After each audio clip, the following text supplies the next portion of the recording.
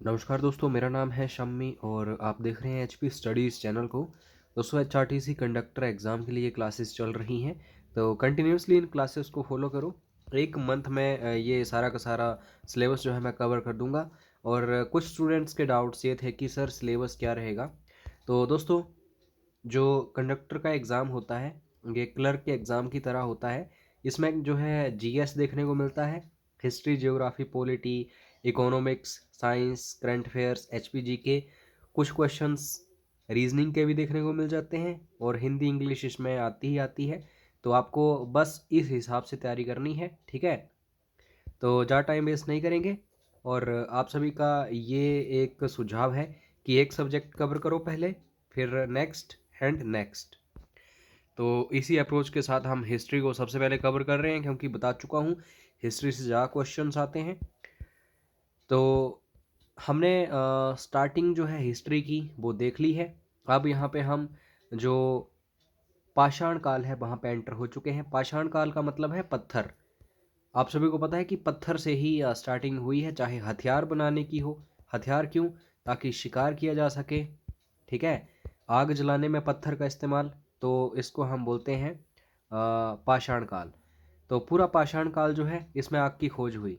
तो इसको याद रखो। नव पाषाण काल में कृषि या पहिया। दोस्तों, पहिए की खोज भी इम्पोर्टेंट है, क्योंकि भार अगर ढोना है तो पहिया जो है बहुत ज़्यादा इम्पोर्टेंट है। तो कृषि करेंगे, उसे ढोएंगे किस में? तो गाड़ी में। गाड़ी कैसे बनेगी? पहिए से। और आग जो है इसने तो पूरा का पूरा सिस्टम ही चेंज कर दिया था इंसान का, आदिम मानव का। आदिम मानव से हम इंसान बने थे, ठीक है, आग की खोज के द्वारा। पाषाण काल के बाद जो है सिंधु घाटी सभ्यता, सबसे पुरानी सभ्यता पूरी दुनिया की। और इतनी विकसित ये सभ्यता थी कि आज के टाइम में आप चंडीगढ़ जाओ, दिल्ली जाओ, मुंबई जाओ, वैसा का पैसा पूरा एनवायरनमेंट जो है ये सिंधु घाटी सभ्यता में हमें देखने को मिलता था। तो कुछ एक साइट्स हैं, इनको बड़े ध्यान से आप देखना, ठीक है। अब ये साइट्स क्यों बता रहा हूँ? क्योंकि एग्जाम में क्वेश्चन आएगा, 3 ऑप्शंस होंगे, उन 3 ऑप्शंस में ये साइट्स होंगी, और चौथा ऑप्शन कुछ ऐसा होगा जो इन साइट्स में नहीं होगा। और क्वेश्चन आएगा कि कौन सी साइट नहीं है सिंधु घाटी सभ्यता की, इंडस वैली सिविलाइजेशन की। तो आपको ये चौथी चूज वहाँ पे करनी है। तो आलमगीरपुर है, हिंडन है, रंगोई है, मादर है, रोपड़ है, सतलज है, बहुत ही फेमस हड़प्पा है, राबी है, लोथल है, भोगवा है, बनमाली है, रंगपुर है, घग्गर है, मोहनजोदड़ो है, ये भी बहुत ही फेमस है, चान्होदड़ो है। तो मैं नहीं बोलूँगा कि रटो इनको, रटो जब तक याद नहीं होंगी आगे मत बढ़ो। बस एक बार देखो, जैसे 4 ऑप्शंस नज़र आएंगे आप बड़ी आसानी से आंसर फाइंड आउट कर लेंगे। अगर याद नहीं हो रहा है तो 2 बार वीडियो देखो, 3 बार वीडियो देखो, याद आपको हो ही जाएगा। कोट दीजी है, काली बंगन है। इंडिया में कौन सी हैं उनको मुख्य रूप से आप याद रखना, ठीक है। जैसे कालीबंगन मैं एग्जाम्पल के तौर पर देखूंगा यहाँ पे। यहाँ से क्वेश्चंस आते हैं। लोथल बहुत इंपॉर्टेंट है। लोथल जो है इनफैक्ट यहाँ पे बंदरगाह आपको देखने को मिलता था। जहाज जो है समुद्री जहाज वो यहाँ से वहाँ आते थे। अब ये जो स्थान वगैरह हैं ये किसी ना किसी नदी के किनारे बसे हुए हैं। सैंधव सभ्यता के कुछ प्रमुख स्थल नदियों के किनारे बसे थे। तो ये कौन कौन से हैं इनको थोड़ा सा ध्यान से देखो। तो हड़प्पा पाकिस्तान में है, रावी नदी के किनारे। चान्होदड़ो, मोहनजोदड़ो, कोटदिज्जी, ये सिंधु नदी, ठीक है। हालांकि ये जो रावी नदी है ये सिंधु नदी जो है उसी का हिस्सा है। उसका रोपड़, सतलुज, ये भी सिंधु नदी का ही हिस्सा है। कालीबंगन ये दोस्तों आपको हरियाणा, हरियाणा, राजस्थान साइड देखने को मिलता है, घग्गर नदी के किनारे। रंगपुर, मादर, लोथल, भोगवा। लोथल जो है गुजरात की साइड है। आलमगीरपुर, हिंडन। तो इन नदियों को जरूर देखना, ये भी इंपॉर्टेंट है, पुरानी नदियां हैं भारत की। अब यात्रियों से रिलेटेड बड़े क्वेश्चंस आते हैं। तो चीनी यात्री कौन कौन आए? तो सयोगन जो है ये हमें देखने को मिले हैं चाइना से। फाहियान है, हेनसांग है, इत्सिंग है। इनमें से सबसे इम्पोर्टेंट 2 हैं, फाहियान और हेनसांग। इनफैक्ट ये जो हेनसांग हैं तो हिमाचल भी आए थे। तो एचपीजीके में भी यहाँ से रिलेटेड क्वेश्चंस बनते हैं। तो नॉर्मली इन 4 ऑप्शंस में से कोई पूछा जाएगा कि ये यात्री जो है भारत आया किस देश से संबंधित है, जैसे संयुगन पूछा जाएगा तो वहाँ पे आपको चीन चूज़ करना है। और संयुगन इसलिए इम्पोर्टेंट है क्योंकि सबसे पहले ये भारत में हमें देखने को नहीं मिला था, ठीक है।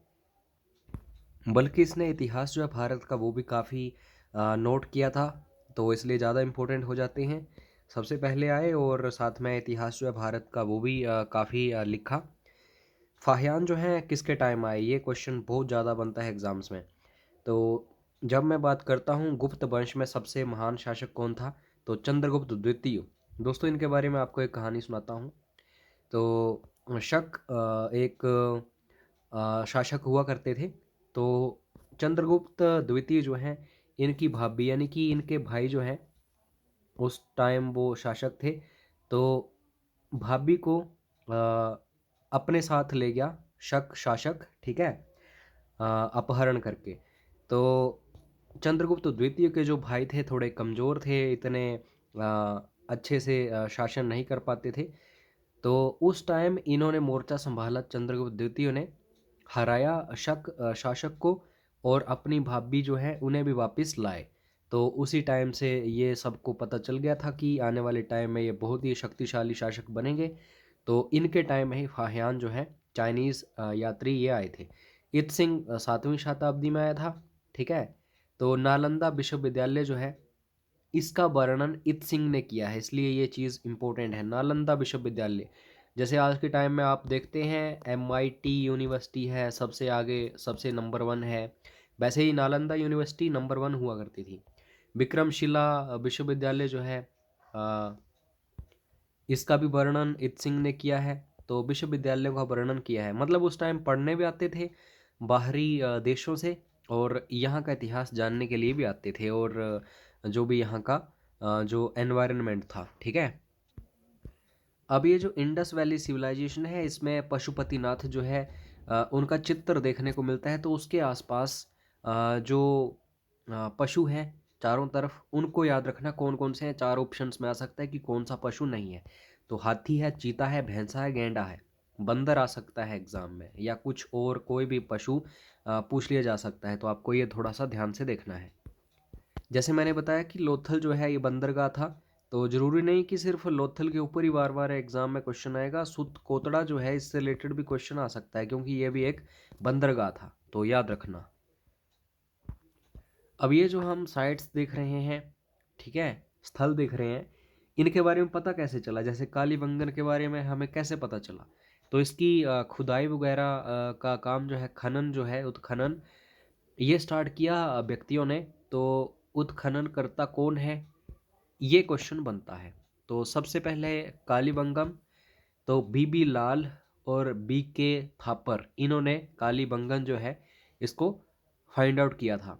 तो कैसे इसका आप ट्रिक याद रखेंगे, कालीबंगन, सारी की सारी जो बैंजल्स हैं काली होंगी, मतलब हाथ में चूड़ियाँ जो हैं, तो काम नहीं बनेगा, लाल भी उसमें कुछ ऐड करनी पड़ती हैं, ठीक है।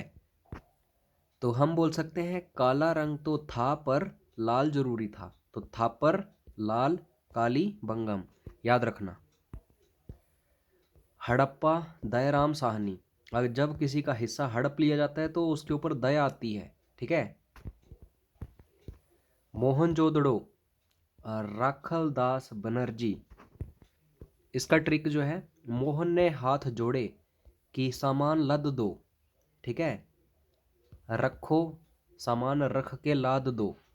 तो ये ट्रिक है, जरूरी नहीं कि बहुत अच्छा ट्रिक बनेगा, बस आपको याद रखना है।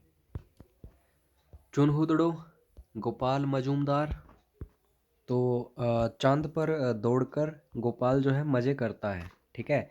जैसे चांद पर जाने का सपना होता है, तो इसका ट्रिक आप बना सकते हैं। लोथल और रंगपुर, तो रंगनाथ, रंगपुर, ये तो बड़ा इजी है, याद रखना। तो एक व्यक्ति है वो बोल रहा है, लो थाली इसको रंग दो, थाली को रंग दो, तो बस इसको याद रखो। इस टाइम में कौन कौन सी धातुएं या फिर कौन कौन सी चीज़ें जो हैं हमें देखने को मिल गई थी, तो ध्यान देना। गोमेद है, सोना है, तांबा है, सीसा है, टिन है, चांदी है, और लाजबर्द है। यहाँ पे ध्यान में रहे बात कि लोहा अभी तक नहीं मिला है, इसीलिए इंडस वैली सिविलाइजेशन के लोग जो हैं वो वीक थे, कमज़ोर थे, इसलिए तो आर्यों ने उन्हें हराया था के, ठीक है। क्योंकि लोहा जो है ये धातु हथियार बनाने के काम बाद में काफ़ी आई थी। तो नेक्स्ट लेक्चर में हम जो आर्य वगैरह हैं उनके बारे में देखने वाले हैं। बस आप जुड़े रहो हमारे चैनल के साथ, और जितना शेयर करेंगे, जितने लाइक्स इन वीडियोस पर आएंगे, उतनी ही मेहनत मैं और करूँगा। तो आप लाइक करते रहो, शेयर करते रहो, सब्सक्राइब करो चैनल को। मिलते हैं नेक्स्ट वीडियो में। जय हिंद, जय हिमाचल।